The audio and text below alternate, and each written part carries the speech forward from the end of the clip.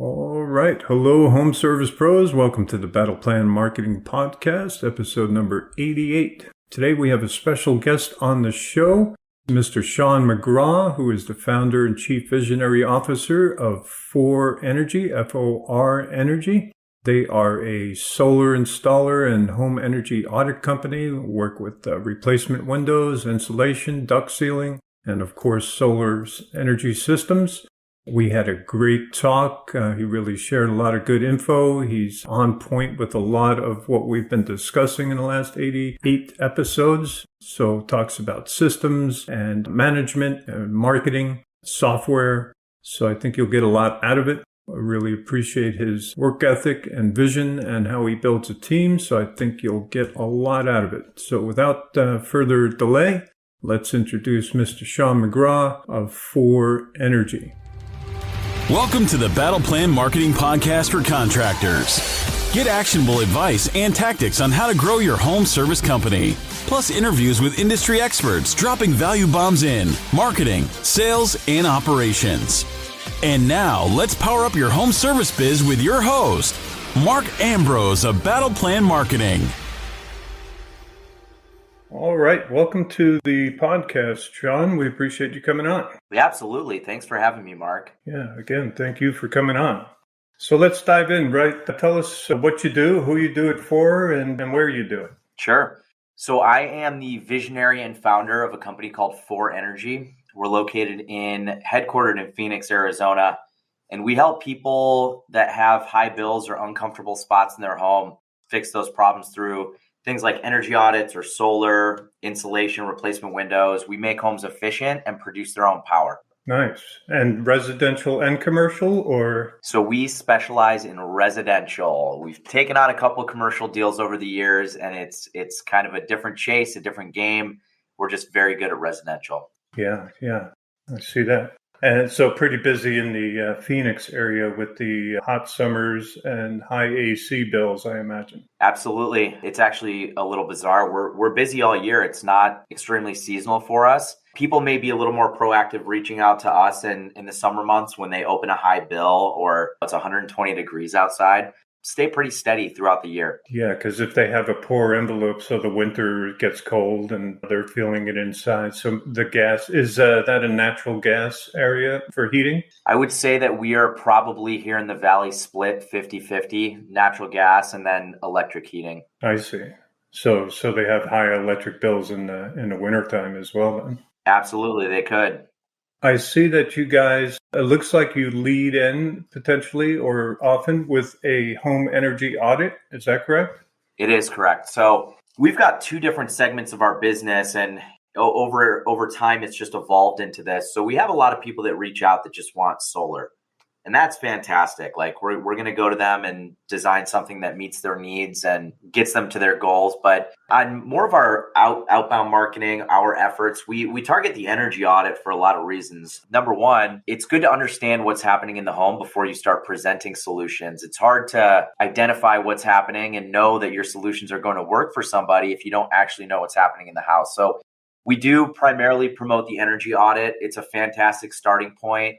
And for the customer and for us, it gives us complete understanding over what's happening in the home. And therefore, when we make these recommendations, we always see great results. Yeah. I can tell you in my own house, been in the same house for 30 years, about 15 years in or so. It was originally built with single pane windows, poor insulation, old HVAC. And so our summer electric bills were hitting in the mid 200s or so. And so we started looking at solar, and I was in that industry and looking at it a little later. Actually, I came into the industry, always just, of course, taking care of the earth. And anyway, so we decided not to go solar. We did an energy audit, and we put insulation, windows, new HVAC system, new ductwork. Yep. And then when we were done, our summer bills were not even $50. And so we didn't need to go solar. We have a smaller home, so maybe in a bigger house you would just need a reduced solar system. So does that happen a lot after you do an energy audit? Of course, solar saves money immediately, usually. Yep. And these other things cost money out of pocket. Even though they save us, that savings would take a while to equal the cost, right? So do you get a lot of people who do windows and insulation first, or? We do. So the one thing that solar doesn't always conquer is comfort in the house. So Yeah. if you're or aesthetic of the house, or if a window's broken and it's not functioning properly, you want to replace it so you can actually use and utilize that window. So we do have, I would say 50% of our business are folks that just want to do efficiency and windows and HVAC and make their home more comfortable. And the other 50% is I want solar. I see it on my neighbors' houses. I know it can save me some money. I've heard great things about it. Let's do that. Right. And, on both sides of the business, it's very often that somebody does solar and ends up getting an audit and doing some efficiency work as well. And on the flip side, somebody that gets an audit may learn about solar through that process and end up getting that too. I see. Yeah. Yeah. You brought up two good buzzwords there too. So, and I fully agree. So the aesthetics, if you do windows, it did change the outside of our house a little bit, looks a little bit better. Yep. And the comfort level. So that should be first and foremost, actually. We did actually feel like we were living in a different house after all that was done. The comfort level was off the charts, staying the same temperature was easy to accomplish. We walked by the sliders in the summer when they were single pane. You could feel that heat just a foot or two away. That went away, all that good stuff. We even got some sound protection windows. You guys work with that at all? Oh, yeah. So whenever you go from a single pane to a dual pane, or in some climates a triple pane, you're going to notice immediate, crazy, dramatic results. So it's awesome to hear that because not everybody does, but you probably went from single pane aluminum windows to a vinyl or another material dual pane with low E and maybe argon gas. And they're just designed to make a big impact. And that's what we see. Yeah, that's exactly what we did. Aluminum single pane to vinyl dual pane, low E. And then again, in our master bedroom, we put quote unquote sound protection windows, which had a thicker glass on the outer layer. Yep. And when they put the windows all around the house, just leaning them up before they installed them, I went around and I picked them up.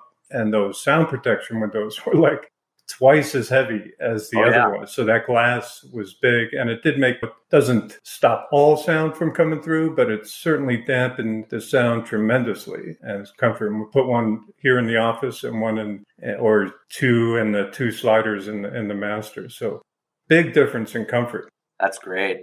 So I saw you guys also do looks like solar installations, maybe only in neighboring Nevada and then all the way out into Florida and stuff. So talk a little bit are those remote teams? How are you working that out? So we are blessed to have an installation partner, good friends of ours at this point, been doing business with them for many years in, I think, 25 states now. So they quickly became one of the largest solar companies in the nation. And they specialize in installation. So we work hand in hand with them in every market that we're in. But that opens the door for us to have offices in other states and kind of get ramped up quickly. So as of right now, we're in Arizona, Nevada, New Mexico, Texas, Florida, North and South Carolina, New Jersey, and Maryland. Wow. So in a handful of those places, I have an office with a team. In some of the other places, we're able to meet people virtually. This was something that COVID kind of drove us into getting good at and helping them with solar that way. Nice. So you get their electric bills, everything gets done email or however you do it. Yep. Do you make them take a picture of the electrical panel, or how do you look at the electrical panel? We do. So we treat it the same way. When we created this process, we looked at it and said, are we willing to sacrifice any of our quality and thoroughness of an appointment to be able to do this? And the answer was no.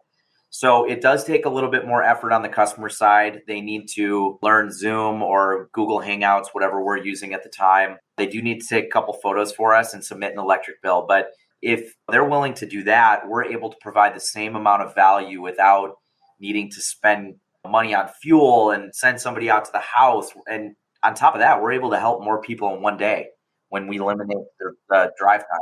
Yeah, so you lower your costs, you make it less invasive for the prospect as well. Yep. Maybe they want to get several quotes. They don't want everybody coming out to the house or whatever have you. But which of those states are like booming are there some states that just went solar and net energy metering has just taken off? Which ones are the friendliest? Yeah, good question. So it's hard to say who's the friendliest because solar is a very bizarre industry in that every state has different rules. Every utility company has different rules. Some utilities will promote that they're pro solar, but behind the scenes, they're not. Right. So I will answer the question this way. I would say that New Jersey is a solar friendly state. They've got amazing state incentives. I think that the Carolinas have some similar incentives. Maryland has some similar incentives. But overall, people, regardless of what they believe in, are very pro solar. People want more solar. They want to take their energy and produce it on their house and be more energy independent. So some states are just slower to the game because it's not socially accepted there yet. Right. But for the majority, compared to, I've been doing this for 12 years now, people are way more open to the idea and accepting of solar than they were even 5-6 years ago. Yeah, I agree. And I imagine now with the war out in Russia and Ukraine and the oil that's attached to that scenario, Yep. we're probably pushing it a little further. So some of those states have renewable energy credits, right? Yep. And others have maybe some state tax rebates. So can you talk a little about, for people who aren't familiar with that, can you talk a little bit about that? Yeah, to give a general overview of part of the perks of solar and why it makes so much. There's a federal tax credit, so all 50 states have access to this. It's 26% of the total system cost. And that's significant. 26% is a good chunk of the project. Yeah, it is. And then depending on the state and depending on the utility company, there may or may not be some additional incentives for you. So in Arizona, for instance, we have a $1,000 state tax credit. And about 10 years ago, there was utility rebates along with that, but those went away several years ago. But some states still have those.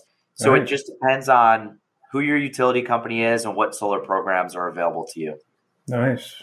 And your local area, Phoenix, so I have a brother who lives out there in the northern area, super hot, a lot of power being used, and I believe high cost of electricity, or how does it compare? Yeah, that's a really good question. So believe it or not, Arizona is lower than a lot of places in the country as far as cost per kilowatt.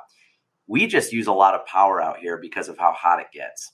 Right. So, and this is, when you look at electricity, it depends on what they're charging you per kilowatt, because a place like, let's say Boston, where it does get cold, it does get hot in the summertime, they may not use as much power as Arizona does because our summer season is a lot more aggressive, but their cost per kilowatt is way higher than ours. So solar makes sense in two ways: volume of consumption or cost of electricity. I see. That's interesting. I never really looked at it. I always looked at just the states or the places that had the highest cost of electricity. But you're right. Even if it's a little lower, but your demand is throughout the whole day, then you have a need there as well. So the federal tax credit is set to expire right at the end of next year, I believe, right? Correct. What is your long-term planning there? Like, do you expect sales to drop off a cliff at that point? Maybe Congress renewing some sort of incentives? What are your thoughts for the future? Yeah, so this is part of the oddness of the solar industry. There's a lot of speculation. There's a lot of what ifs. There's a lot of changes that can happen due to policy. I am expecting the federal credit to be renewed in some capacity. It could be higher, it could be lower, it could be the same. I don't know. But we're certainly not putting all our eggs in that basket, and it's not certain. What I would say, though, is what we've seen over the last 10 years in solar is, the cost of solar has gone down dramatically compared to where it was. I used to see companies selling at $6-7 a watt, which today would be, oh my gosh, that's insane. You can't do that. Right. And the cost has it's just gone down through. There's a huge demand for it. It's now common. It's not a specialty. Panels are being mass produced. The industry is actually becoming a real solid industry from top to bottom. But the other thing that people don't consider is solar loans now are 25 years out. So when we see these tax credits shrink, what I've seen in the background is these finance companies offer a longer term loan to keep that customer paying a low monthly payment. Nice. When it comes to solar, there's a lot of misleading marketing out there with a lot of companies. But the truth is, you can go solar with no money out of your own pocket. You're simply replacing your current electric bill. Let's say it's $200 a month. And with solar, it can be $150. and Right. locked in over time, whereas your utility company continues to go up. So I expect finance companies to get more aggressive, get more creative, and make sure that solar sales don't slow, even if the tax credits do expire. Yeah, I agree with both of those comments. I think there's going to be an extension of the credit of some sort. And even if it is not, I agree that the industry has matured to a point where costs are lower, systems efficiencies are built in, and now the lenders are offering better financing. Yep. And we're now in an environment, so take the current environment. Rents are crazy high, right? Inflation has hit food and all the normal household consumables. So right now there's a demand to lower the cost, lower the monthly expenditures for every household. Yep. And that is the beauty of solar. Is I hate that it's so misadvertised. Solar, no cost. Come on, just let's be real out there. But it is, you do get to go solar if you finance it and immediately have a savings on a monthly, like you just said. So I think that's a wonderful thing. I think that'll stick around for you in the industry. I do like how you diversified. So energy audits, windows. I see you do window films. Yep. Talk a little bit more, if you don't mind, about your other offerings. Yeah, sure. So it all starts with that energy audit. And the audit is not, a lot of companies promote this. We'll do this inspection. We'll do this. We'll do that. We are BPI certified. That's Building Performance Institute. So our reps have gone to school for this. They have a certification for this and a proper training for this. And we don't just go with a flashlight and a tape measure. Our guys are setting up what's called a blower door test, where we depressurize the house and we can tell total home leakage. We can tell things like how leaky is each individual duct throughout the home. They get in the attic, they measure insulation, they measure windows. They put together this very, very detailed and specific report on, hey, this is where you're at, Mr. and Mrs. Homeowner, and this is what Energy Star recommends. And it's not biased. It's simply based on pass fail. And at that point, we give them an estimate to the things that we can solve for them. And that could be something like, your home was built 40 years ago and you've never re-insulated. You've got 2 inches of insulation when you should have 12 to 16, depending on the type. And then a big savings measure in Arizona is sealing up people's ductwork. That has the byproduct of sealing ductwork is you have healthier air in your house. You're not breathing what's in the attic. You're breathing just cleaner air. And then it could be things like you had single pane windows that you felt. Usually when you feel an uncomfortable area in the house, there's some kind of, you're usually paying extra for that room, right? Super hot in the summertime or super cold in the wintertime. It contributes to a higher bill. So we do ask questions with customers like, hey, do you have rooms that have a temperature differential that you notice, or there are windows that you stand by that you're just uncomfortable? And it's a combination of science and really getting an understanding for the house through the words and the mind of the homeowner. Yeah, nice. What would you say are the most common energy leaks that you guys find in a house? Is it the windows or? So believe it or not, it's not the windows. We find more in Arizona, specifically in the attic, in the space between your ceiling and the open attic space. We do a measure called air sealing or attic sealing. And what that is it's using expandable foam in all of the top plates, all of the areas where a drywall may meet a 2x4, or an area where a plumber or an electrician drilled a hole this big and ran a little wire through it. We fill those areas because they are pass-throughs. And, when you're air conditioning your house, that's an area where if you're creating a pressure, it's going right out your outlets, right into your attic and out of the house. You're paying to cool the outside. Yeah. So that's extremely common. Insulation is extremely common, and sealing up ductwork is very common. We call those the big three because they're usually at a lower cost than replacing your windows, although they're done for different reasons. But it's very, very impactful on the savings and comfort of somebody's home. Yeah.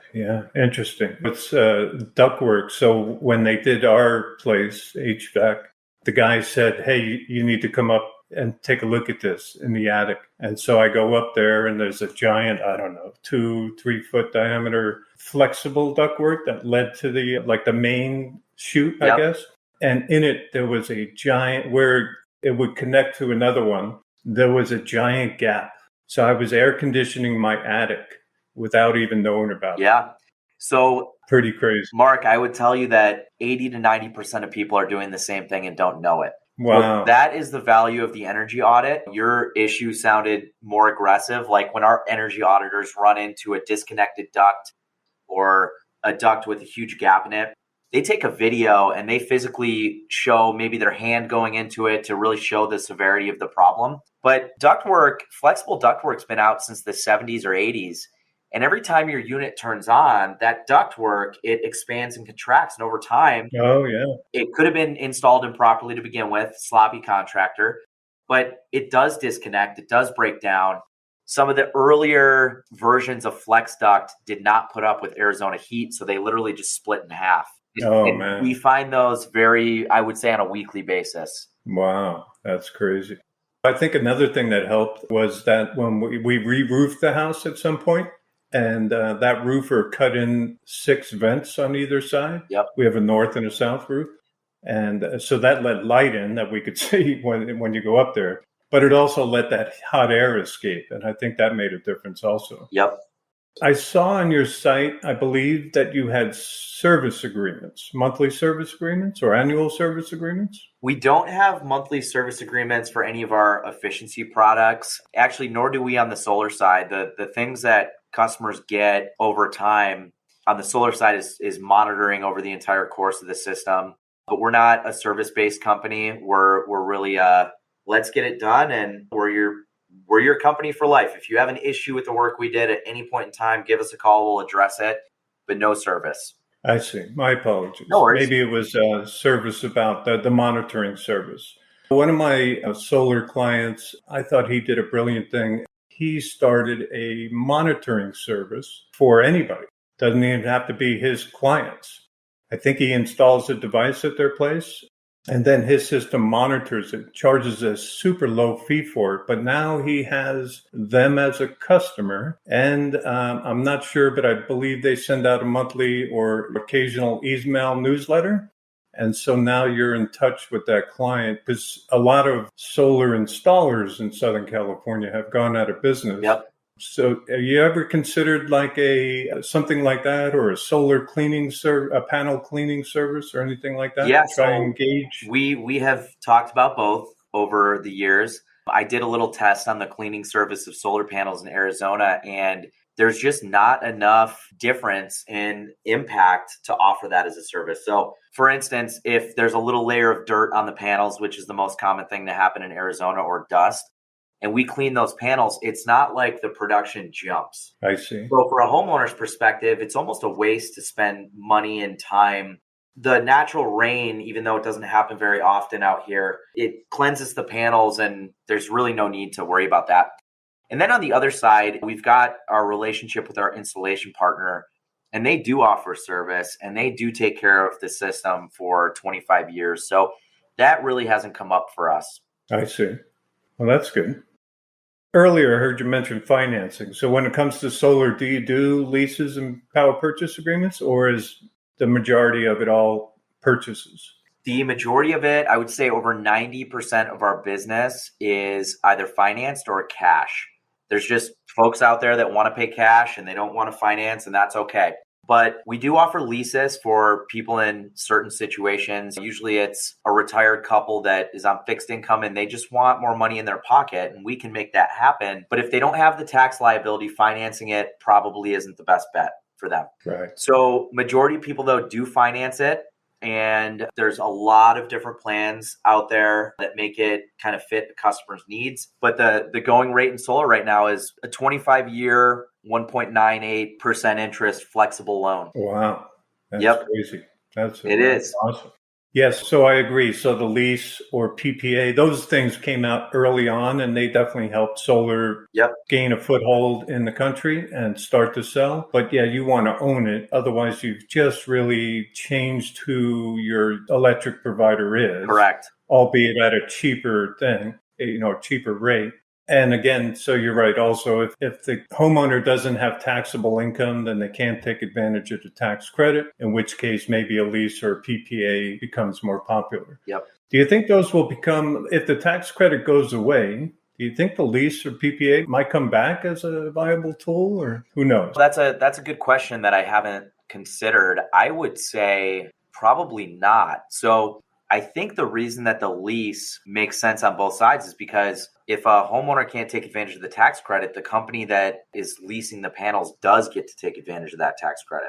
Right. And without that, I just don't know how it would pencil. But I'm sure we'll see different kinds of products and loans and leases and PPAs come out once something that dramatic changes in our industry. Yeah. Well, no, that's a good point. The finance companies are getting that tax credit, may not be motivated to do so if it's not there. Yep.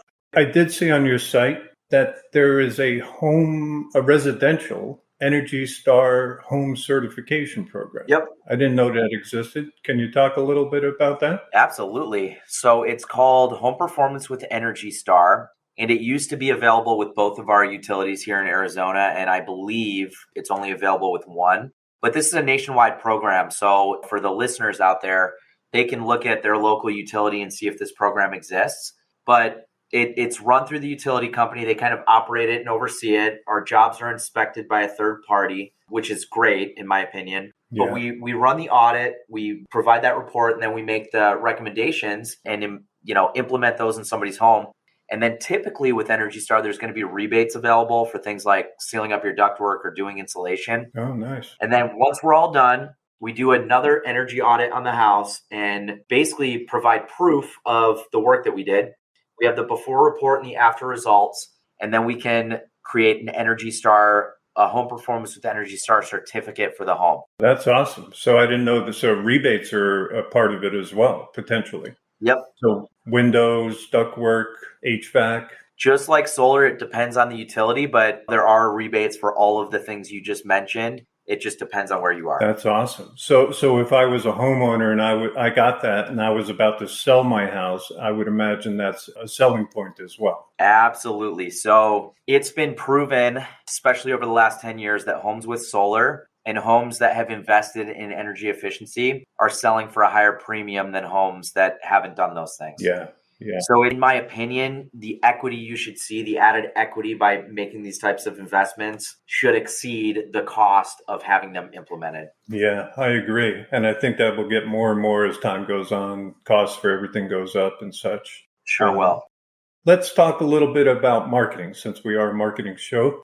What lead gen, obviously you have a great outbound, it sounds like, working in all those states. So without giving away secret sauces or anything, what kind of lead gen systems have you used in the past or currently used that has worked for you? Good question. So we believe that we need to have as many lead channels as humanly possible because and the proof of that was COVID. So one of the strongest suits that we've had over our course in time as a company is shows and events. We do outbound marketing. So we do 200 to 300 shows and events throughout Arizona Valley every single year. Wow. And that's us paying to be there. We set up a booth. We converse with homeowners. We're just really good at that. Well, COVID came and it flatlined shows and events. They did not exist anymore. So at that moment, it just validated something for us. We need to be as many places as we possibly can, and we need to track results and make sure that we're utilizing our dollars properly. But we've got Canvas teams. We go door to door. It's a fantastic way into home improvements in general to meet homeowners. And in that avenue, you meet people that maybe they've seen solar and they've been thinking about it, or they know they need to get around to replacing windows, but they're not proactive people. They're not going to go seek it out. But if it comes to them, oftentimes they'll do business, which is awesome. Yeah, we've got a call center that handles our inbound leads that people fill out a form. We've got a couple partner companies where people opt in and express interest in an audit or solar, and our call team will dial those numbers and talk to them on the phone. We do SEO, we do PPC, we do social media, we do ads and things like YouTube, a variety of different social media platforms. And we're always just looking for, we have a community outreach department where we partner with a city or a business to offer our services. We're just diverse in our marketing. Yeah, that's real smart and a great lesson for everybody out there to, so you learned the lesson quick and you pivoted, it sounds like really quickly and went really wide. So that's real good. You mentioned in there some partnerships. Do you work with like other service companies, maybe, I don't know, plumbing or whatever, and exchange or promote each other? Or do you do anything like that? We do. I can't say it's the most effective form of marketing because partnerships are a two-way street. Right. And everybody needs to see a benefit or they're not incentivized to provide to the other partner. So we've got a relationship like that. We exclusively recommend them to our customers. We hope that that company would do the same. But we have a referral program for our homeowners if they need an electrician or a plumber or a garage door company. We've got kind of a menu for them to choose from. That's cool. That's cool. If you don't mind sharing your website address, because I was impressed, and there's some things that any company can learn from your website. So what's the website address? Our website is forenergy.com. That's FOR energy.com. What I liked on there, Sean, is I saw you had area served page, right? And then you listed all the cities in which you do business locally. And then each of those was a link to that city page. And then within those city pages, you had services, your windows, your solar, specific to that city. So you had what we call city clusters or city silos, city service silos. You have to be careful there. The content needs to be unique. And I did see that it was. Otherwise, you have the possibility of cannibalizing your own SEO and destroying yourself. But so for other service companies out there, go take a look at his site again, forenergy.com, and look at his area served page. And the site in general, it looks really well done. So hats off to you there, and hats off to your SEO team, whoever guided you towards that.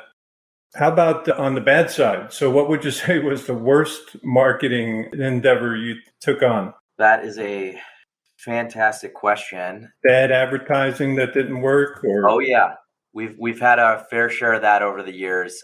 So when I had started my company, I didn't have a lot of experience, and I would jump at the at that point in time, I was thinking like, I can't wait to be in magazines and here and there. Right. And over the years, I've just gotten wise when it comes to that stuff through experience. But my first excitement of being in a magazine was this little golf course mailer that I was going to 37,000 different people, and it would be in every golf course clubhouse. I'm thinking, this is golf courses, big homes. They definitely have money for solar. And I'm naive. We got 0 calls on that. And that was just the first of many really difficult lessons for me over the years. And that's not the only time it's happened. We've gone with major publications where we've done some print that has not panned out. We've done some that have. It just, my advice to anybody in marketing is you can be wrong, but you can't be wrong for long. Yeah. I heard that from somebody that has helped me over the years, and it just sticks with me because tracking your data and tracking your dollars spent and your return on that marketing is so important, because for every inefficiency you have, that dollar could be sent to an outlet that's working and performing for you and bringing you more revenue and more profits as a company, which allows you to grow or do whatever you please. 100%. Super happy. So we're always looking at how we're performing, and if something's not working for us, we try to move pretty quickly. Yeah, that's a great lesson right there. And I'm glad you shared that. So tracking, you brought that up, and I'm happy you did, because that's, you can't know if it's working or not. Are you wasting dollars or not? Right. You are tracking it. So you guys are using tracking phone numbers and maybe specific landing pages on your site for particular ads and things like that? We do, yeah. So we are very particular when we get a generated lead or an interested prospect that we list that in our CRM as the appropriate lead source. So some things are hard to track. Like if you're a company that has billboards up and you use a main 800 number, you've got to literally ask the question most times, hey, how did you hear about us? Right. Oh, the internet. Fantastic. Where on the internet did you find us? Because you want that person, whether they sell and purchase from you or they don't, you want to know where that came from so you can track your results. Yeah, 100%. Appreciate that. How about, what would you say is the most important ingredient or two to growing your business over the last few years? I can't pinpoint that to one thing. I can tell you that being aligned with core values is really important to growth. Making sure that the people on your team actually fit the identity of who you are as a company. And if they don't, sorry to say, but get rid of them, move on. It's not fair to the company. It's not fair to the individual. But once you have a solid team that's devoted to a mission and or a target, whatever you want to call it in your organization, and they fit the core values, you're going to start operating at a higher level and moving. And some of those, you got to be resilient to continue to grow a business. You've got to be very persistent. And I believe in the saying, what got us here won't get us there. So over the years, we've grown and we've reached a plateau. And when we get to this point, we say, okay, what's happening that's not helping us continue to grow? We need to make a change. And that could be personnel. It could be somebody's holding us back, or maybe we need to take on new talent, or it could be process. And we continue to do this. And right now, I would say that we're at a plateau and we feel we know what we need to do and we're working on it. But that's how we continue to grow as a company. I like that. So you're constantly analyzing. Sounds like, so what CRM do you use, if I can ask? Yeah. So we use Improve It 360. It's a CRM built for home remodelers, but it's built on Salesforce. So it looks like Salesforce. It feels like Salesforce. It's just called Improve It 360. Excellent. When people call in, well, you don't have the recurring calls really a lot, right? So you're, do you stay connected to your existing customers, your past, like a newsletter or something like that? Or? We do. So I can't say that email marketing is our best form. I think that's an area where we're a little bit weaker. But the intent is keep in touch with them, stay top of mind with them, because maybe somebody got an audit and they did insulation and duct sealing, but they didn't do their windows yet. Right. We do get repeat customers for sure, just not at a high rate because of the product offering we have is designed to last right, sure. a lifetime, really. Yeah, the nature of the product is not repetitive. It's not, they're not coming back. It's not consumable. They're not coming back. Real quick, Mark, the other thing that we do to keep in touch, like social media has become such a staple in really people of all ages in their daily routine and daily habits. So we make a conscious effort of getting our customers to follow us on whether it be Instagram or Twitter or Facebook, or now it's TikTok. Excellent. We want to stay abreast of all of those platforms and encourage our customers to interact with us there. Excellent. What kind of, that's a great advice too. And it's not free because it takes your time and stuff if you haven't hired somebody. And I do believe social media marketing is something you should do internally in the company, not hire an agency to do.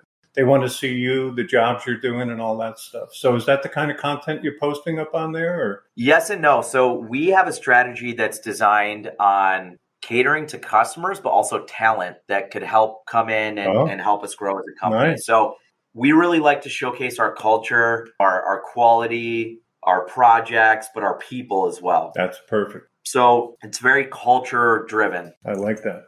So your CRM, when somebody calls in, does it pop up and give you all like their past history and all that? That's Joe Smith, and he did this 6 months ago. He replaced his Windows 6 months ago, whatever have you. Yes, Mark. Through a lot of frustration and different platforms talking to each other, it finally does.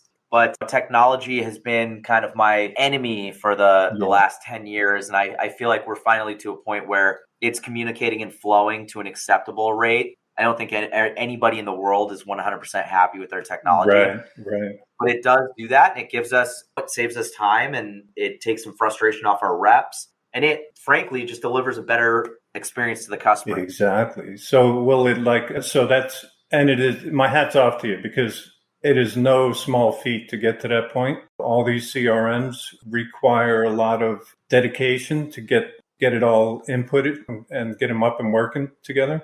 But it helps you in a lot of ways. Once you get past that line, now you're efficient. You're super efficient, and you have more control over a lot of things. And like you say, it impresses the customer who calls. Does it help you in the sales process also? Like, how do you control your sales message out there? Yeah, good question. So we look at our process from the initial phone call ring to we've collected payment, and even after that with the customer. So there's different touch points that we interact with the customer, and we looked at all of them and said, okay, these are the areas where we're interacting with this prospect, and they're going to make a judgment on, hey, are we a good company or a bad company? So my answer to that is it's just a combination of a lot of different things. If they call in and our team sounds lazy or they're unprofessional, That's Right. our first impression. That sets the Right. tone negatively from the get-go. So we look at that. We confirm our appointments, make sure that it's still a good day and time for the decision makers or the parties that need to be there to receive information from us. To the sales visit, where we are not a high pressure, hey, you got to do this today type deal. We just educate and seek to understand before we present a solution. And that's led to really high close rates and really happy customers. Yeah, that's really good. I like the not trying to be a one-call close place too. Do you have like buyer's guides or something like that? Like, so if somebody contacts you, they're in the early stages of looking at solar.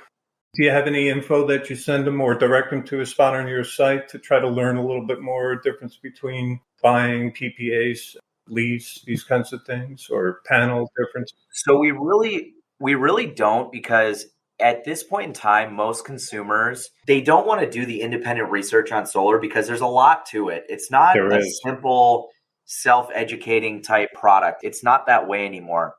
So what we do is we call them and really collect from them. We want to understand how we can help them before we try to send them things. So we go through a questionnaire. We understand what their drivers are. Do you love the environment? Is this an environmental thing for you? Or do you love the savings, which is probably the biggest driver for people these days? Right. Or is it energy independence or lack of faith in what's happening in the world? Are you scared the grid's going to fail? Right. So once we understand all that and then we collect some data on the house, we really have a good understanding of what we can build to solve their problem. And so that's kind of the process that we go. And we like to look at that as a differentiator between us and a lot of other companies. We are not, hey, I'm going to throw as many panels on your roof as possible, and I'm going to do this and I'm going to do that. I don't know what I'm going to do because I need to hear from you as a customer Right. to hear what you want. I like it. And 9 out of 10 times I can make it happen, but I need to understand that first. Yeah. Yeah. As in all sales, right? What do they want? What do they need? What are their desires, problems? Yep. And then education afterwards. So I like that process. And sure, you can take control of it yourself in that sales process. How long you been in business again? I'm sorry, Sean? 12 years now. 12 years. And for our listeners out there, by the way, almost 700 reviews on Google, 4.8 rating. So, and almost 100 reviews on Yelp, 4.5. And reviews elsewhere, Solar Reviews, Home Advisor. So my hat's off to you. Excellent. You walk the walk, Thank you. not just talking the talk. And that trickles down to everybody in the company. You don't get those ratings if everybody in the company is not following procedures and, loving their job and skilled at it, well trained at it. So congrats on that. Appreciate that. Thank you. So looking back, Sean, what would you say was one or two things you wish you knew in the beginning when you started the company? Yeah, so thank you for prepping me with this one, because this is a tough question. I would say, based on my personal situation of how I started my company, I was still a student at Arizona State. I hadn't finished up school yet.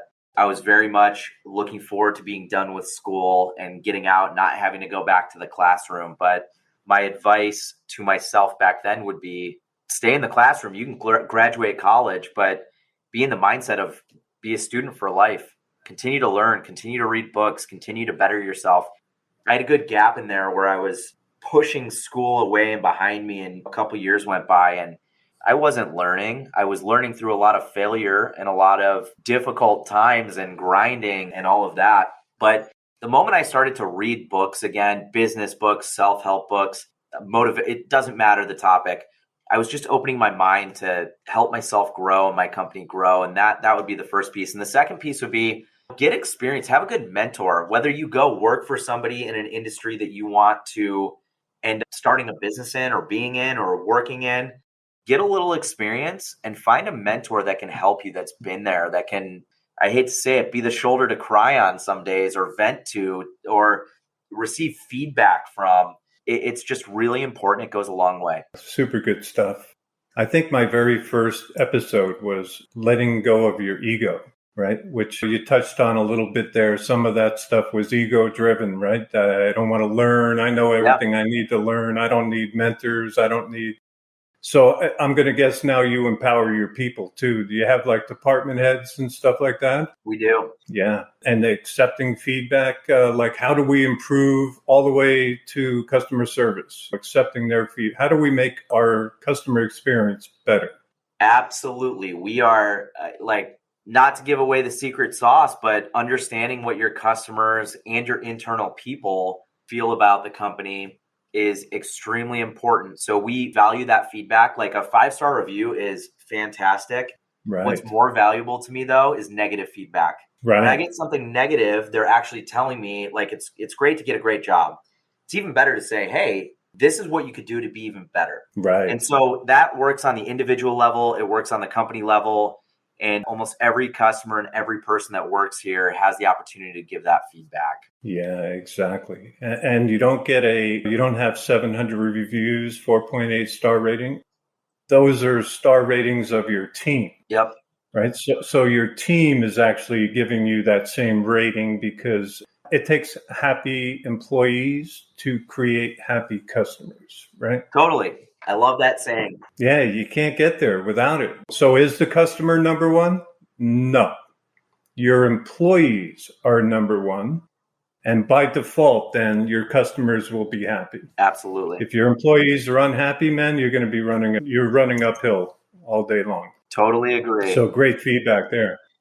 What would you say is the most meaningful to you about owning and running the company? I would say, I wouldn't call it just an internal purpose. It's really fun for me to build and watch something grow or not grow, succeed or fail. Like that's up to me. And I just really, really love and appreciate that extreme ownership. But as far as the most impactful thing to me, the thing that puts the biggest smile on my face is creating opportunities for other people that are here.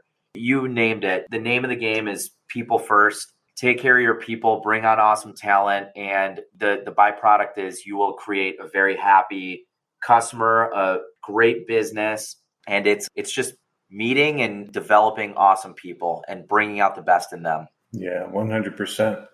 Appreciate that. It is all about the people, and then these people they're families. Each one is a family, Yep. Right? So you have a huge impact on a lot of people, and take that seriously and enjoy it. So if somebody was just starting a business, Sean, we'll get close to wrapping it up here. What advice would you give them if they were starting a service business, plumbing, solar, whatever it may be? Yeah, 3 pieces. 2 of them I've already given, but I will recap them. So number 1, be a student for life. Never stop learning because you're learning or you're dying. Number 2, find a great mentor. To me, just personal preference, somebody in the industry, somebody who's been through it. As niche as you can get, probably the more value that you'll get. And you can find more than one. And then number 3, I would say read the book, The E-Myth. Oh, yeah. And the reason I suggest this book is because entrepreneurship is not for everybody. It's really not. Right. Most businesses fail in 3 years. The second bunch fail in 5 years. The next bunch fail in 10 years. And at that point, if you made it 10 years, you're probably a crazy person because most people don't. But in a good way. There are just things that a lot of people see their buddies that are entrepreneurs or business owners, and they think to themselves, wow, they're doing so well. But what they don't see is all the hardship and all the late nights and the phone calls and the lost sleep and all of that. They just don't see it. Right. And so I would say read the E-Myth because it's a really good book giving somebody the understanding of, if I'm just good at something, if I'm a good technician and I want to own a company that offers this service, there's just a lot more to it than the task that you enjoy doing. Yeah. Right. So it's a book that tells a story and it's very relatable. And I wish I read it 10 years ago. Yeah, I'd have to agree with that. Plus, it's all about systems, right? So we all think that, oh gosh, nobody can do it as good as I can, right? Or like you're saying, if you're a great technician and now you own a business, your technician abilities are almost insignificant, right? It's everything else that you're going to do to run the business. So it sounds like you're big on operating procedures, having systems in place then? Absolutely not perfect with it, but I have a reminder on my desk at all times that says the system is the solution. Nice. Because it is. If you're managing people all the time, you're going to have frustrations and headaches, as are they. What you should be managing is a process and a procedure. And it just simplifies things and makes something more scalable. Yeah, 100%. Otherwise, you will work 100 hours a week and probably still have a terribly running company. Yes, correct. I don't know if that's good grammar or not, but yeah, the company is going to suffer. If it's your ego all the way, you will suffer, probably fail. Might be better just to go back and be a great technician. Yep. So how about a resource or two, Sean? We'll wrap it up here. What would you say you gave that book. So any other resource that you recommend? None that really come to mind. I would just really, encourage you to look into books and educational resources that fit what you're looking for in areas that you can develop. We all have different talents and strengths and weaknesses. And I think personal growth comes from focusing on your weaknesses. So find things that can help you grow. Yeah, I like it. Okay, if you were in my shoes, Sean, what question would you ask yourself maybe that I did not? Anything that we didn't cover at all? No, this is the hardest question you're asking me because I think you've given a great interview and asked me a very diverse set of questions. So nothing comes to mind on that front. Well, I appreciate that. And we diverted a lot, but we go with the flow and you had some interesting answers there. I wanted to pursue some of them a little bit more. So where can our listeners connect with you online, Sean? Yeah, so I can be found personally I'm probably most active on Instagram. My Instagram tag is Sean, SEANK McGraw. And then my email, I can always be emailed at my company email. It's Sean, SEAN @forenergy.com. Excellent. And always looking for good people out there in the Phoenix area. Always. Yeah, I appreciate that. Well, Sean, thanks for your time. Great info for the audience. Really touched on a lot of things that we've been talking about in the podcast for 80 some odd episodes. So it's good to see it reinforced in a successful company. That's how you get to be successful. So really appreciate that. Well, Mark, you are very welcome. Thank you so much for having me. I really enjoyed this chat. Thank you, sir. Hold on a second. I'll wrap it up here. We hope our listeners got some value from this. If you like what you heard, please rate, review, and subscribe to our podcast so you get notified of future episodes. Feel free to share this one on your social channels.